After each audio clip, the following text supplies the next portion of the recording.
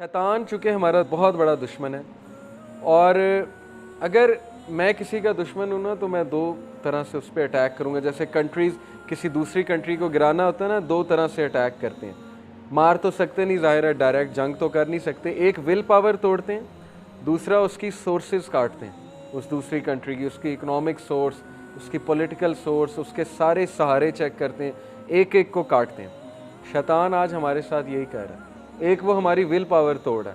Will power कैसे तोड़ है? नेगेटिव सेल्फ टॉक से कि तू बेकार है, तू किसी खाते में नहीं है, तू कर ही नहीं सकता, तू बच ही नहीं सकता, तू एडिक्ट है, तू बेकार हो चुका है। लोग अब ईमेल्स मुझे करते हैं, इतनी लैंग्वेज उन्होंने नेगेटिव यूज़ की होती है, मुझे दुख होता है कि यार ये अशरफुल मखलूक़ात ये बात कर रहा है जिसको अल्लाह ने फ़रिश्तों को कहा था कि सजदा करो। क्या ये एक इंसान की टोन हो सकती है? बड़े दुख की बात है कि वो विल पावर ही तोड़ बैठा अपनी। वो ये कह रहा है कि मैं ख़त्म हो गया हूँ, मैं बच ही नहीं सकता। तो ये शैतान है जो आपकी विल पावर तोड़ना चाहता है, जो आपको ये प्रूव करना चाहता है कि तू नहीं कर ही नहीं सकता, तू इस जोगा ही नहीं है। पहली बात। दूसरी बात, वो आपकी सोर्सेस काटता है, हर तरह की सोर्स, और सबसे बड़ी सोर्स है अल्लाह। वो आपको अल्लाह से दूर करता है आहिस्ता आहिस्ता। पहले नमाज़ें छुड़वा के, फिर ये कि नमाज़ों के हवाले से दिल में एक तंगी सी बना के कि यार नमाज क्यों मैं पढ़ूँ, सुस्ती सी होती है नमाज़ पढ़ने के हवाले से, उठा नहीं जाता, नमाज़ पढ़ी नहीं जाती। फिर अल्लाह से जो एक आधी दुआ आप कर रहे थे हफ्ते में वो भी जाती है, अल्लाह से ताल्लुक़ ही कोई नहीं। फिर जो कभी सोते हुए कभी अल्लाह से बात कर लेते थे वो भी जाता है। आहिस्ता आहिस्ता आहिस्ता आहिस्ता अल्लाह निकलता जाता है लाइफ से, यानी हम खुद निकालते हैं अल्लाह सुब्हानहू व तआला के कॉन्सेप्ट को।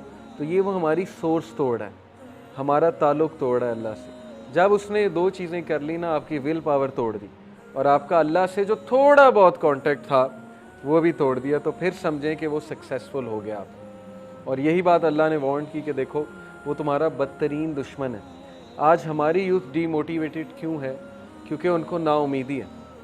उनको ये नाउमीदी है कि पता नहीं हमारे हालात चेंज होंगे कि नहीं होंगे, पता नहीं हमारी कौम कहाँ जा रही है।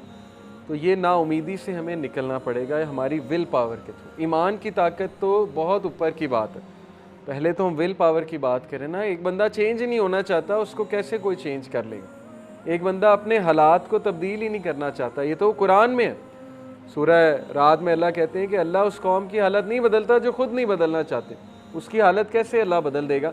डिसीजन ही नहीं ले रहा है एक बंदा चेंज होने का, वो अपनी गलतियां ही नहीं करेक्ट करना चाहता, वो सबमिट कर चुका है। वो कहता है कि मैं ही गलतियां करूंगा ही करूंगा, मैं एडिक्ट हो चुका हूँ, अब मैं नहीं बदल सकता। तो कैसे उसको अल्लाह ताला तब्दील कर दे? ये सोचने की बात है। अपनी विल पावर पे काम करें, अपने आप से पॉजिटिव सेल्फ टॉक किया करें, अपने आप को थपकी दिया करें। ओके, जब आप कोई अच्छा काम करें अपने आप को अच्छा ट्रीट किया करें। Negative self talk is very bad. चूँकि मैं पॉजिटिव साइकोलॉजी पढ़ता रहता हूँ, हमेशा पॉजिटिव इंटरप्रिटेशन किया करें हालात की। हर इंसान से गुनाह होता है, इंसान फिसल जाता है, लेकिन गिव अप ना करें। ये ना कहें कि बस अब मैं गुनाह ही करूँगा, मैं तो आदी हो चुका हूँ, गुनाह मेरी रूटीन बन चुकी है, अब मैं नहीं बदल सकता, मैं नहीं